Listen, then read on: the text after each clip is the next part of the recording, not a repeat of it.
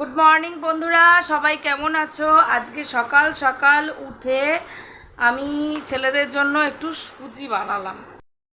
ছেলেরা কোনোভাবেই দুধ খেতে চায় না, তো তাদের সেই দুধ দিয়েই আজকে আমি একটু সুজি বানালাম। দেখি এটা খায় কি। ব্রেকফাস্ট করিয়ে আমরাও একটু ব্রেকফাস্ট করে নিলাম। নেওয়ার পর ছেলেদেরকেই পড়তে বসিয়ে দিয়েছি। এদের এখন পড়াতে পড়াতেই মাথাটা খারাপ।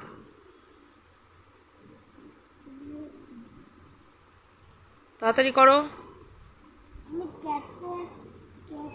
এরকম টেরা বেঁকা হলে কি করে হবে সোনাই? সোজা লাইন করতে পারছো না, পরেরটা করো।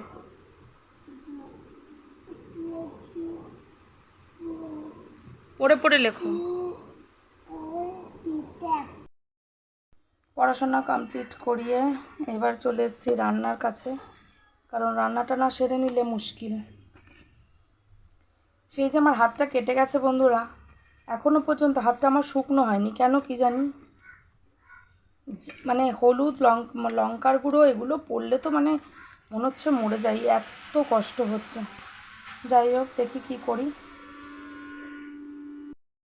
বলতে নেই রোদ্দুরের বংশ নেই, তবুও প্রচুর গরম। এত গরম, সারাক্ষণ গা পুরো ঘেমেই আছে।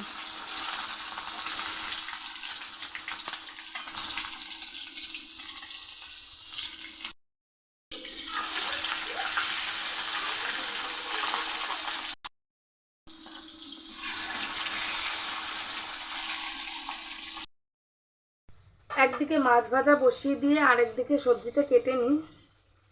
আজকে ওর বাবা বলছে যে মাছের ঝোল রোজ রোজ নাকি খেতে ভাল লাগছে না, তাই আজকে একটু মাছের ঝাল করব, কিন্তু নিরামিষ। মানে আদা বাটা জিরে বাটা দিয়ে লাল লাল করে ঝোল, এটাকেই মাছের ঝাল। তো আজকে সেটাই করব।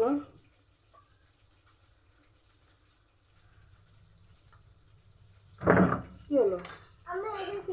যাও কি খেলো।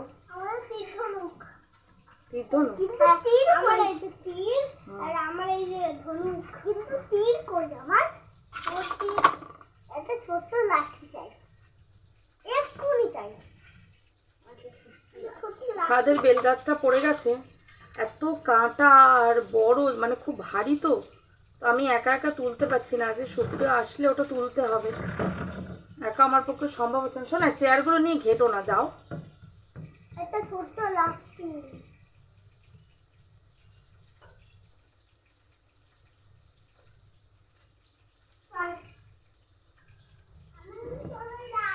আমার একটু রোজ রোজই রান্না করতে বড্ড দেরি হয়, কিছু করার নেই।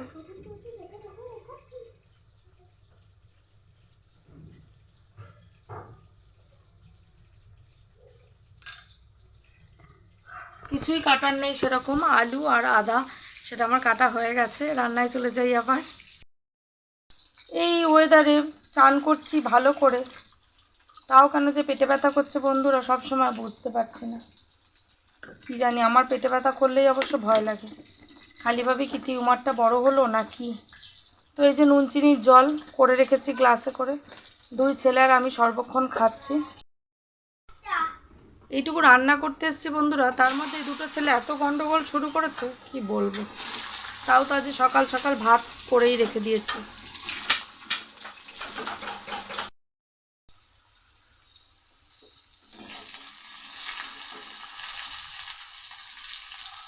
আজকে শিলপাটাতেই জিরে আর আদাটা একসাথে বেটে নিয়েছি, জলও দিয়ে রেখেছিলাম একসাথে। অল্প একটু কাশ্মীরি লঙ্কার গুঁড়ো আর একটু হলুদ দিয়ে দিলাম, দিয়ে আগে ভালো করে এটাকে কষাবো।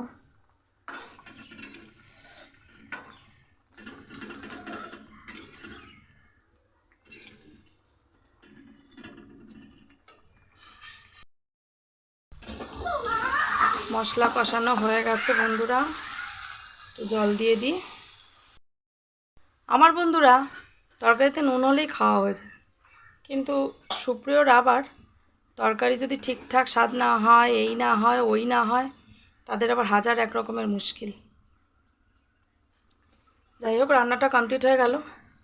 বলবো কি, ঘরের সব কিছু তো বলা সম্ভব হয় না বা ভিডিওতে দেখানো সম্ভব হয় না, কতক্ষণই বা লাগে এই একটা মাছের ঝোল করতে? ম্যাক্সিমাম 10 থেকে 15 মিনিট, তাও লাগে কিনা সন্দেহ।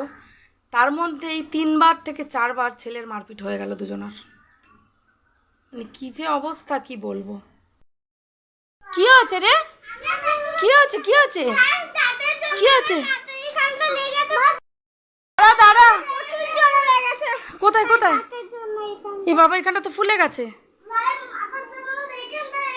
তোরা কি 2 মিনিটও ভদ্রভাবে থাকতে পারিস না? তোরা ভদ্র ছেলে হোস নি? কোন দাঁতে? ই বাবা, দাঁত তো ঠিকই আছে, দেখি কিছু হয়নি। লেগেছে দাঁতের এখানে? লেগেছে? তা কেন এত দুষ্টুমি করিস শোনাই? আমি দেখে কি করব? যেমন অন্যায় করেছিস তেমন লেগেছে, আমি দেখে কি করব রে? আমি কি করব? দেখছেন তো বন্ধুরা কাজ কিভাবে করি, বুঝুন। যার ঘরে 2টো ছেলে আছে না, বা যে কোনো 2টো যমজ সন্তান, সেই একমাত্র হাড়ে হাড়ে টের পাচ্ছে যে কিভাবে তার দিনটা যাচ্ছে, কিভাবে তার দিন যাচ্ছে, সে একমাত্র বুঝতে পারছে, বাইরের থেকে কেউ বুঝতে পারবে না। আমার রান্নাটা হয়ে গেছে বন্ধুরা, এবার নামিয়ে নেব। মাঝে মধ্যে মনে হয় কি কিছুই রান্না করব না, সব পড়ে থাক, হোটেল থেকে নিয়ে এসে খাক, বুঝলেন তো। এত রাগ হয়ে যায় কি বলবো সারাদিন। এই বিকেলবেলা ওর বাবা এসে ভাত খেলো, তারপর ছেলেদের নিয়ে একটু পড়াতে বসেছে। এই ফাঁকে আমি একটু আমার ঘরের কাজগুলো সেরে নিই। এটা পুরো অগোছালো হয়ে আছে বন্ধুরা, অনেক দিন থেকে আজকে সমস্ত ঝুল টুল ঝেড়ে একাকার করেছি। এবার এগুলোকে পরিষ্কার করব, তারপর চান করব। অলরেডি এখন বাজে প্রায় 5:30। ওর দিদা দাদু এসছে এখন এই এত ফল নিয়ে বন্ধুরা।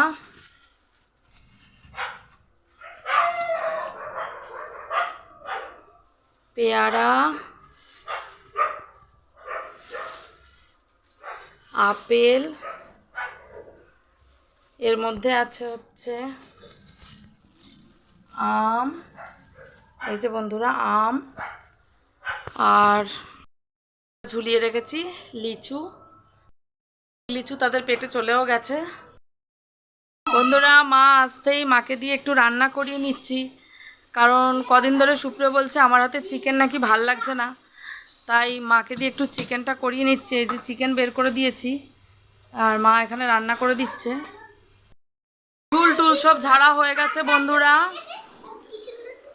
এবারে শুধুমাত্র মেঝেটাও একবার মোছা হয়ে গেছে। এরা আবার কাগজ কুচিয়ে কুচিয়ে খেলতে বসেছে।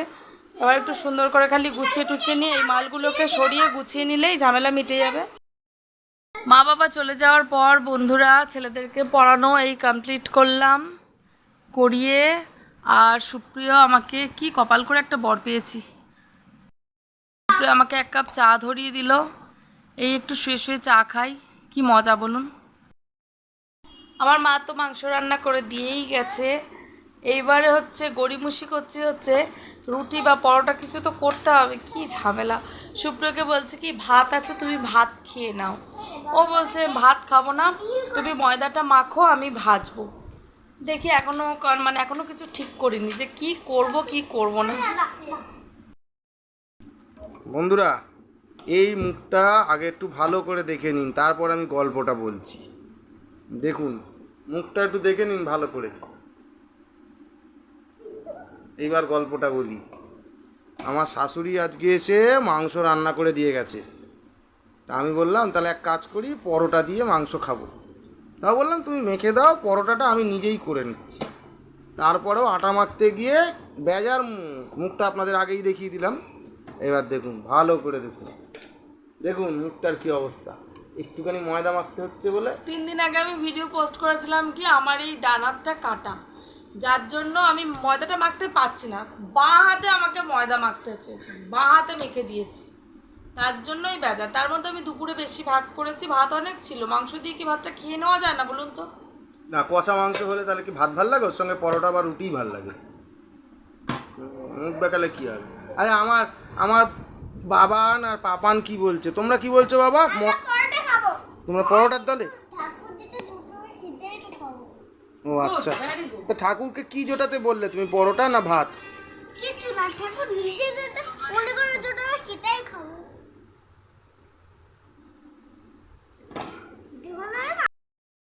বন্ধুরা চিকেন কষা নিয়ে চলে এসেছি, সাথে সুপ্রিয়া আজকে পরোটা করে নিয়ে এসছে।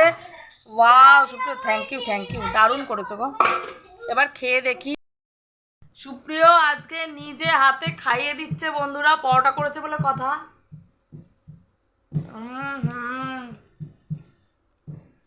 নরম আছে পরোটাগুলো। এই প্রথম মনে হয় তুমি এত ভালো পরোটা করলে। কোনোদিন করে না, আজকেই প্রথম আছে, বাজে কথা বলো না। আজকে প্রথম পরোটাটা খুব নরম হয়েছে, আসলে ময়দাটা আমি মেখেছি তাই। আদারওয়াইজ মোটেও ভালো করে না।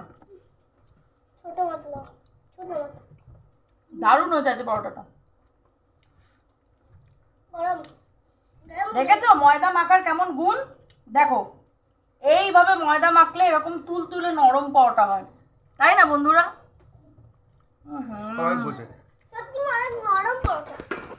আচ্ছা বন্ধুরা,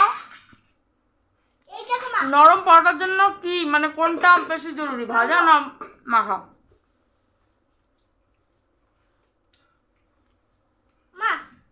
ওকে বন্ধুরা, তস হয়েছে না একদম।